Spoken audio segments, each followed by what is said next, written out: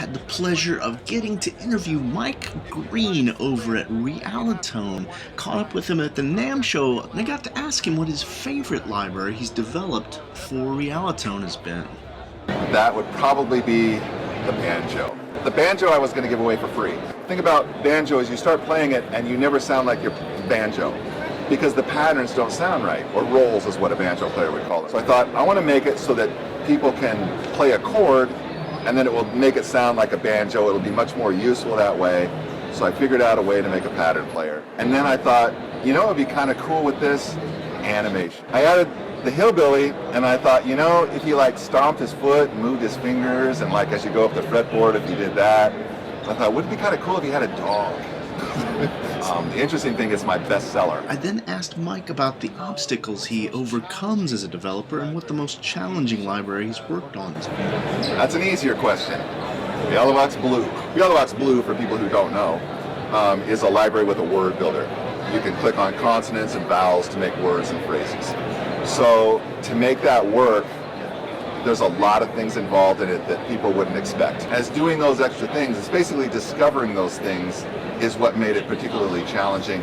There's probably 10 sessions for the first bit, and then we brought her back for maybe another 7 or 8 sessions in order to pick up all the extra vowels. But that was challenging. From drums, banjos, whistles to groundbreaking vocal libraries, ask Mike where he gets his inspiration. Things that I do now, you just get ideas.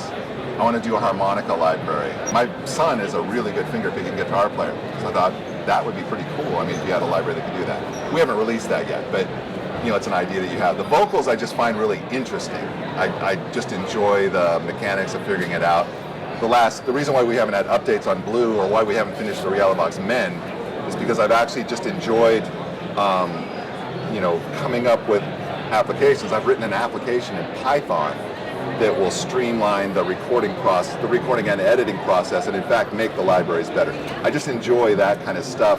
There's a bit of a tinkering aspect, which is probably not so good because it means you don't finish things, but that's what I'm enjoying, and hopefully, you know, that will help. But that's the part that's fun.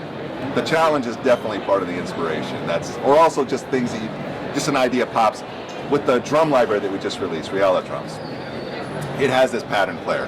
The groove generator was just supposed to be a couple of MIDI loops so that you could audition the samples, because the Realidrums is a whole pile of drums, and you want to sample them, but it's easier to sample them if a MIDI loop is going. So now I've got this thing, and this is actually kind of a flexible little beat now.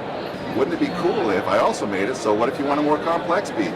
So it's like you think of these things, and then that makes you want to try and see if you can add that. So an inspiration from that is another. Actually, I'm not going to answer the rest. I'm not going to say what the next thing is going to be now that I think about it. Let's just say that inspired another idea. As an accomplished composer himself with tons of credits on the screen, I asked him if there were any other developers' libraries that he often turned to. Stylus, I can't. Stylus RMX. While I had Mike cornered, I asked him if there were any libraries he was developing that he could tell us about that he might be releasing in the future. Yes, we do have an update for Realidrums that's a week or two off. I've already recorded and edited all the extra vowels and consonants for Blue, so I just need to put those into the interface as well as add a speed control so she can sing faster. We do have a finger-picking guitar that is basically done. We have a kazoo library that is completely done, including the artwork. But there'll be more Realivox products, which we already have a lot done on that as far as recordings and editing going, you know, for both the men as well as Blue counterparts. A mandolin library I would really like to do. I actually finished one mandolin. I'm not crazy about how it sounded, so I actually have the other mandolins that I want to use for that. But then we're going back to the drawing board. And a ukulele library I kind of want to do.